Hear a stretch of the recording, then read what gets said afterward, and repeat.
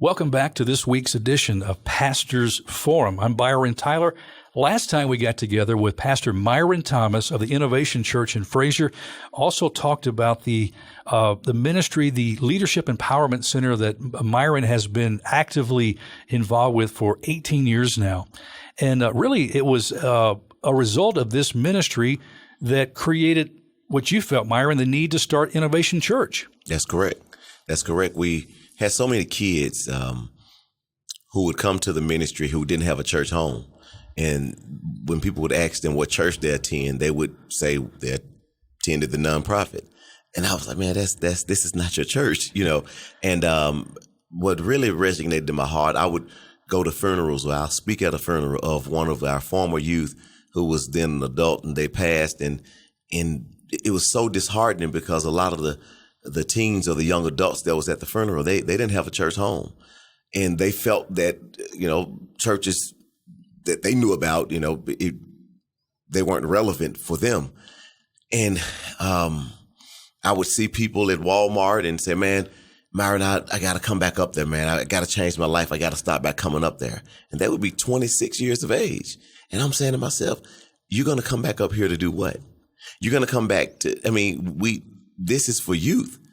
But what they were saying is that, man, I just remember when I was 15, when I was 13, when I was 17, the connection that I had. I mean, I was closer to God, and now I'm so far away from Christ, and I remember that. But we had nothing for them but a hug and a prayer and God bless you. And it just impressed upon me that we have to address this, and God blessed and gave the vision. And a little bit over 2 years ago, we launched Innovation Church, and a lot of our former youth, a lot of the youth that we were currently serving in the community, man, has just come out in a major way. And you're up to 2 services now. We're up to 2 services. Yeah, we last year, before we reached our 1 year mark, we had to launch 2 services because of the growth of the ministry. What's it like just to kind of sit back and just think about and process all of what God has done in Marron Thomas's life? Man, humbling. I'm grateful. I'm blown away by what he's done, by what he's doing, by what I'm believing him to do. It's just to see, you know, from ever since I can remember how his hand has been upon my life, and to be faithful to his word and to continue to exceed my expectations, man, week after week, day after day, you know, minute after minute. And I say that, man, with all sincerity. It's humbling because I know that it's only because of his grace, and I don't deserve it. And I deserve something terrible. I deserve, you know, but because of his grace, man, I'm here and I'm humbled by what he's doing. You refer to a word in your ministry that gets used quite often. It's the word empowered, empowering youth to be able to do these things. What's your definition of being empowered, and how are you seeing that being worked out in the lives of these young people to see how they're actually taking hold of it, and it's actually becoming a part? They're actually seeing that they're able to be empowered, and empowered for what? And help us to understand, maybe help white suburban church member understand what it really means to be empowered for someone living in the inner city or living in the Frayser community and through the ministry that you're engaged in. Empowered for us means to actually give the kids the tools that they need in order to be successful. Welfare is never intended to be something permanent. And so if some of our families are on welfare, we want to communicate that this is temporary.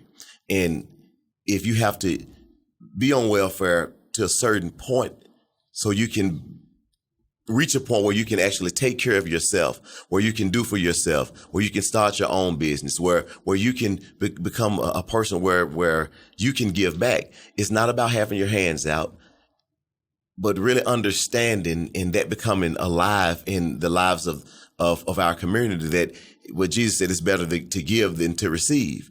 And so being in a position of being the lender and not the borrower, being in a position of being the head and not the tail. And that's what the word of God communicates. You know, he said, you're the head, not the tail. You're the lender, not the borrower. And actually creating ministry where we address real issues, address real concerns, and empower our congregants and our youth, and put them in position to be leaders and to be the head and to be lenders and not borrowers. And so, you know, if they have to use the system for a certain time period because of what's been passed down to them, because they were born into a certain situation, we want to take away every crutch that they have and say, you can do it, you can make it, you can be what God has called you to be. And it's important for us to expose them to life outside of what they see, life outside of gangbanging, life outside of the drug culture. A lot of our community, you know, and kids that's in our community, they don't say, you know what, when I get 22 years of age, I want to be in prison. I want to be affected with the HIV virus. I want to be in a gang and I want to die by the time I turn 23. They don't say that, but it's everything that they see. It's you know, I was counseling this young man last week, and I mean, about 7 people in his family and that's close to him has passed in the last 8 years. And he's depressed and he's suffering from depression, and because he's seeing people close to him. He was shot about 14 times and his brother died. So many people around him has died. And so he's just expected to continue to just function and be positive and be great and forget about what took place and still be a man. And it's hard to be what you don't see. So we try to take away the crutch, empower them, give them the tools that they need, show them something different, and encourage them that if they see something different, then they can be something different. And so we take our kids on college tours. We provide summer jobs for them. We teach them not to make excuses, and we let them know in life you can lose because your dad wasn't there. You can lose because your mom was on drugs. You can lose because your teacher don't like you. You can lose because you're from Frayser, or you can make it and win in spite of that. And for me, in our community, that's what true empowerment is. Wow. I like that. And this is something real. I think that's what's so exciting too, Myron, because, you know, Jesus got a hold of you. And this has been going on for over 18 years now, you know. And the youth, that's just the empowerment center. That's not including what, you know, the years that after coming to Christ and what Christ has done in your life. You know, the thief comes to steal, kill, and destroy, and put so many people into bondage, you know, by deception. There's so, and the voices that people hear, there's that, it's almost like a loop recording of, you know, you can't do this, you can't be successful because of these, you know, underprivileged conditions that you live in. That's just the way you are. I remember going to the projects in D.C. one time. I might have told you the story. And I met a man. I guess he was in his 40s or 50s. I don't know, but I remember him telling me he was like a 5th or 6th generation growing up in the projects like that, you know. And he heard all of the gunshots at nighttime, just like our kids doing it in our Frayser community, other parts of our city, you know, in the gangs and all the things that are happening, you know. And so it can cause, I guess, someone to say, is there really hope? I mean, is there really hope that I can have purpose in my life? Man, Byron, you just said something that really almost gave me just goosebumps. You said our kids in our community. And I think that's where it starts. I think it starts with our city, and whether you're from the inner city or from suburban, looking at this as these are our kids. These are not those kids and black kids and the kids from the hood. These are our kids. This is, if there's a problem, it's not their problem, it's our problem. And I think when we see it from that perspective, then we look at it a little different. When we see it from this is our city. What do we do about our city, about our kids in our city? And when we seek to understand, then be understood, and know that I need to understand. I mean, when you talked about the guy from DC, you're talking about 6 generations. So he didn't just say, man, I just want to be in the projects. This is what he saw. This is what was modeled before him. This is what his mom was on welfare. His grandmom was on welfare. His great grandma. So this is what he know. And so how are you going to be something different if you don't see anything different?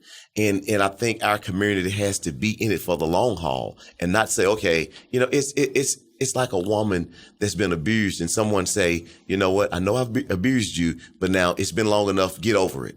Yeah. It's no, you don't tell me when to get over it. Let's build relationships. Let's build transparent relationships. Let's talk about it. Let's walk through this thing. And that's what it's going to take transparent relationships, people that's in it for the long haul, people that's saying, I'm not going anywhere. I know that there may be a relapse. I know that, that you may be hurt. I know that you may lash out sometime, but we are here and we're going to get through this and we're going to get through this together. I think that's how true change take place. You put a smile on my face when I looked at those pictures you posted on Facebook and I saw you standing with students in their cap and gown and some with their honor, robes that they were, wearing for their graduation. I mean, I just can't imagine the joy that gives you.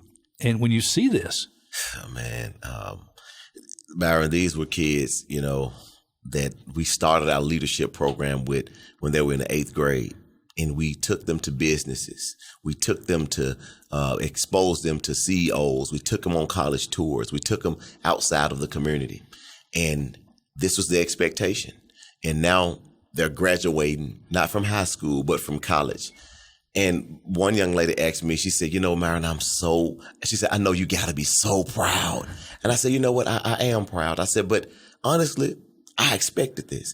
So what I'm really proud of, and even though I expected this, but what I'm really proud of is that you guys have a relationship with Christ, and not only have a relationship with Christ, but that you guys are giving back to others what was given to you.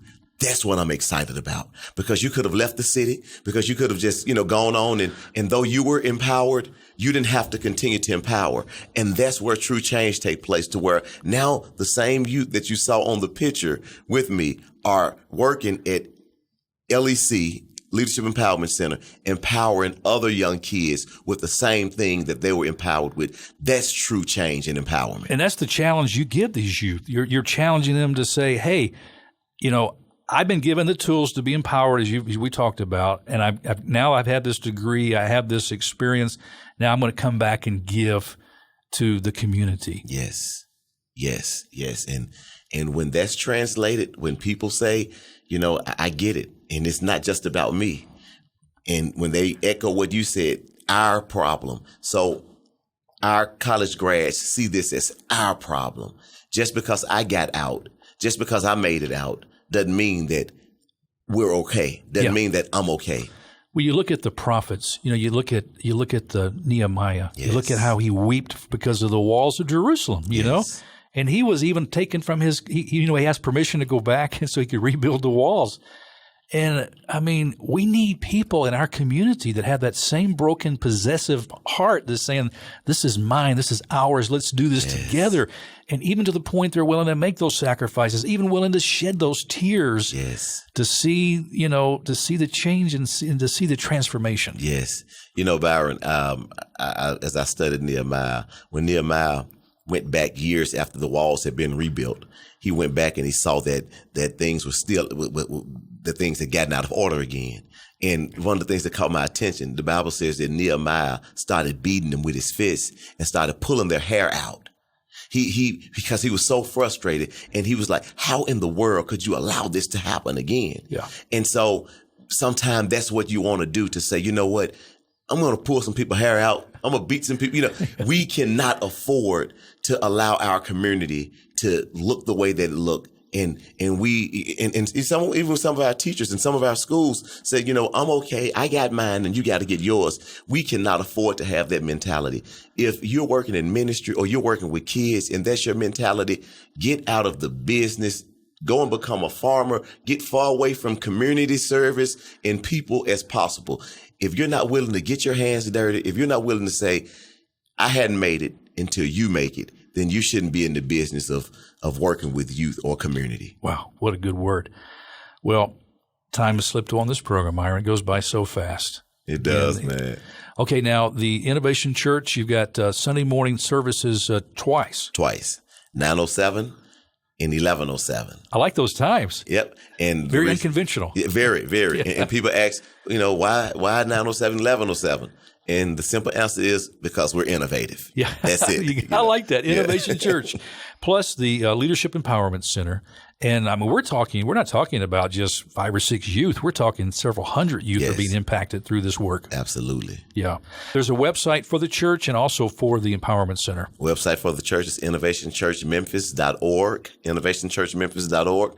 For the nonprofit for youth, it's lecmemphis.org. And if folks want more information, too, about both ministries, you can call a number. 901-358-7788. Byron Thomas, I love you, brother. I love you as well, man. I miss being around you because there's this synergy and excitement, and we want to produce another radio show.